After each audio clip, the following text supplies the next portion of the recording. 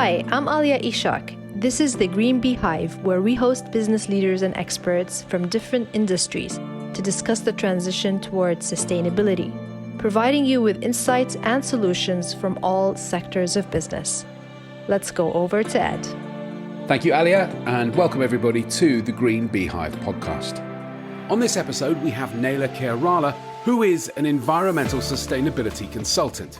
So we'll be discussing environmental sustainability in business and more broadly looking at the challenges of the world's environmental concerns. Naila, if you could please introduce yourself.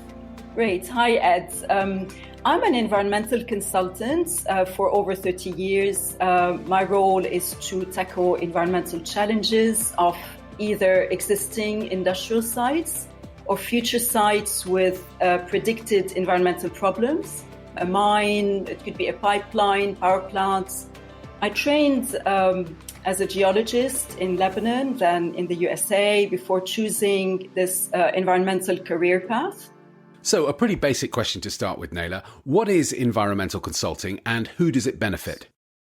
So environmental consulting is the practice of environmental risk management and reduction of those risks.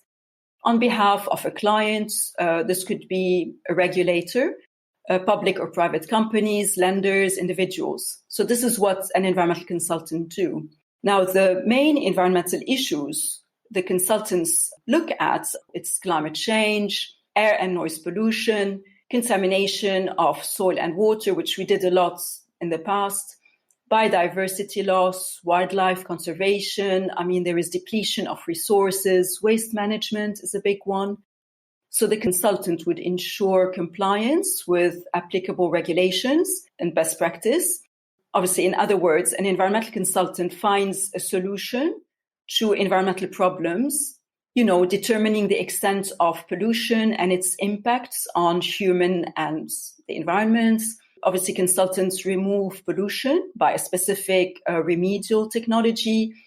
They make sure that a polluter complies with environmental regulations, and the list can be long, obviously.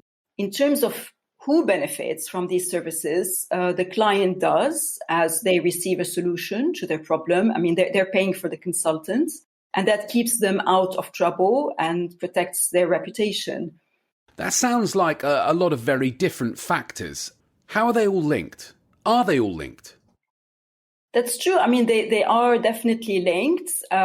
The environmental, socioeconomic, and health aspects of these projects, they are studied in an integrated way. Obviously, we look at the phase of a project and the impact from this phase on all sensitive receptors and their interrelationships. By sensitive receptors, we mean air quality, soil, water, people, plants, animals in the area.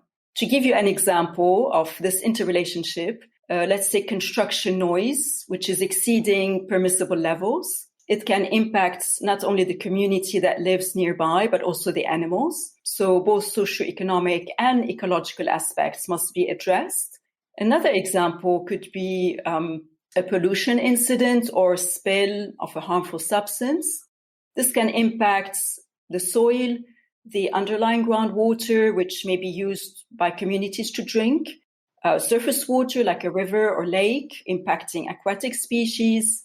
If the spill reaches a small community, for example, the people may have to be displaced to a safer location until the spill is cleared up. So it's all interrelated. Do the people you work with ever struggle to accept that interconnectedness? Not really, because the people that are impacted by that can feel it. So you go to the farmers in an area and they're obviously their livelihood is cut. They can't plant the grains, whatever, to harvest. The air quality is not breathable. They do see this interconnectivity between the different elements. The regulator obviously sees that. The sponsor or the project client might struggle because they want to build a plant with this height of stacks and, this space and footprint and so on. And they will always try to cut short certain mitigation measures. But this is why we do stakeholder engagement. That's why we have meetings and discussion internally. The bottom line is to protect the clients so that they are compliant, they're not harming anything. Is there any resentment from large companies and organisations about the sustainability legislation that they're now facing? I mean, I don't see there is any harm, and I don't feel that these businesses are, venting off at the moment, because they were already going in that direction.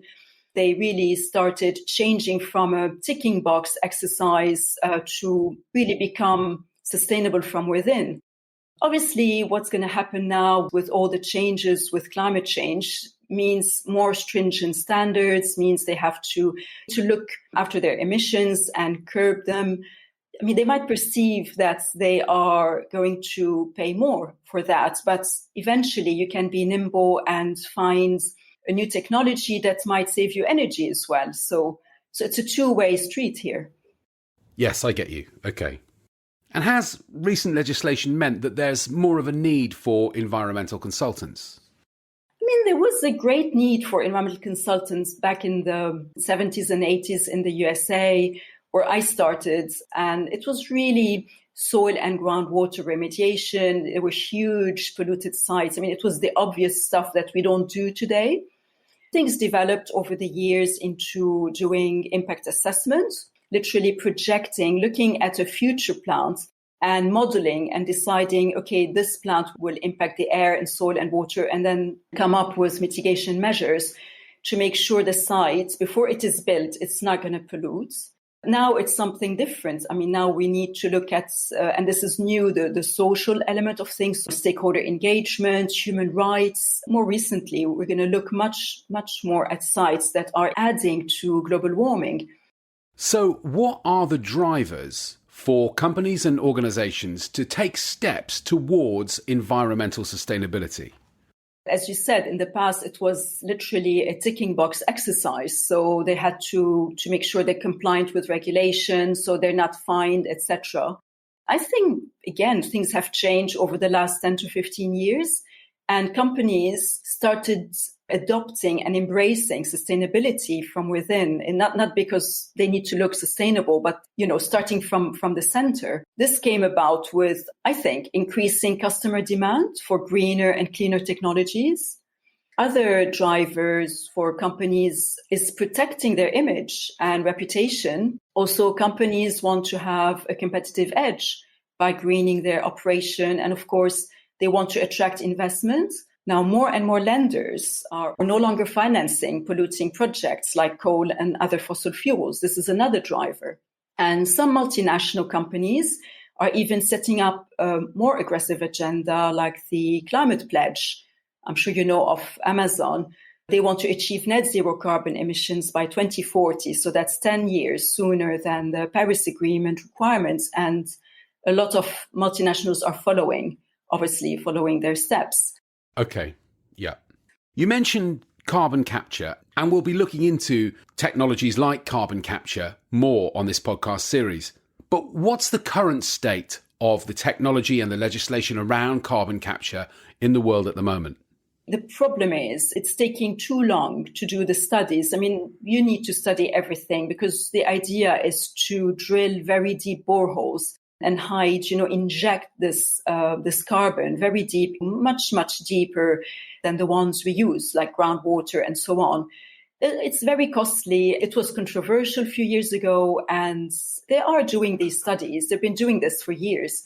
And stakeholders are very worried. It's a bit like the fracking situation. People feel that if you're drilling and injecting whatever in the subsurface, it's going to create problems like seismicity, earthquakes and so on.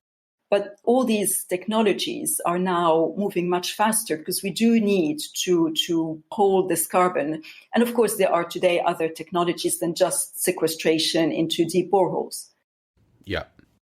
Obviously, the world's environmental concerns are front and centre when it comes to news at the moment. From a business perspective, what are the most pressing concerns in 2021 and moving into next year? Yes, that's a very good question. I mean, as you said, we all know the IPCC, the Intergovernmental Panel on Climate Change, just released its climate report just a couple of days ago, informing on the current climates. And this is a wake-up call to not only policymakers, but the industries, consumers, people like you and me, on climate-related threats and risks. We can look around us this year and witness, wildfires, extreme heat, excessive rainfall, and flooding, all caused by overall warming of the globe. So this has to be addressed by governments taking action with deeper cuts in emissions and new stricter targets to reach this carbon net zero by 2050, or hopefully sooner. This has to be achieved at a much faster pace. So I think the most pressing concerns for companies in the immediate years to come is to become nimble and to truly embrace sustainability at a faster pace, despite of a perceived cost price to that. Obviously, it's going to cost them more. Some of the companies may lead by example, like Amazon and others.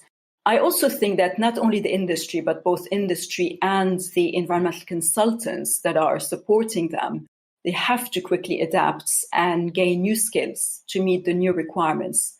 We are talking about environmental, social, and corporate governance, innovative technologies to help decarbonize for future greener developments, the adaptation to policy changes. Huge policy changes need to be adapted to, new targets that will inevitably arise, obviously, from or after the COP26, the meeting in Glasgow in November, but also relying much more on new and smarter data technologies and artificial intelligence. This is all a challenge ahead of us. That makes sense. It's very easy to be overwhelmed by what we see going on from an environmental perspective. But are there reasons to be positive? Should we be hopeful? I'm a very positive person, so there is hope. There is hope because finally we have very good reporting of the current situation. The last report 8 years ago didn't have conclusive models and things like that. Computers are so much faster now. That's going to convince everybody to take action and much faster. And I think the policymakers, regulators, the industry, the people, I'm sure we will get there. When it comes to policymakers, is there a sense of frustration that they're dragging their heels when it comes to policy changes? Yes, there is lots of frustration.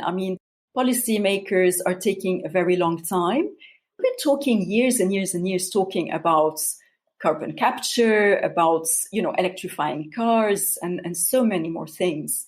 They are at the top of this pyramid and they need to change the policies to be regulated, to drive everybody in the right direction.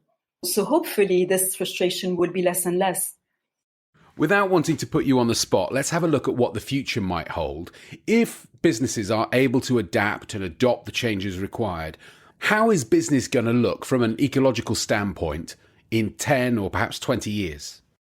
Yes, I won't have this, crystal ball, but, logically in 10 to 20 years, the world would be closer and closer to this net zero for most of the committed countries. I'm not going to say Western countries or large countries, but committed countries, and also for large multinational companies who would be maybe ahead of their countries, with hopefully a shifted way of operation. People have to completely shift.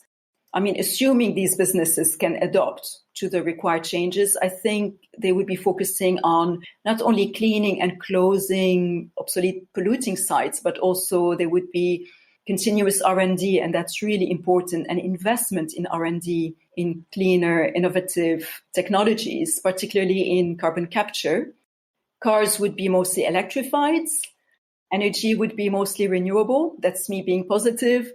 And the air we breathe would be much cleaner.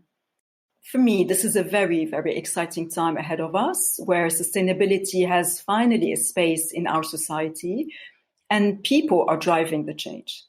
So a lot of what you've discussed is applicable only to large organisations. As individuals, what should we be doing to make steps towards sustainability?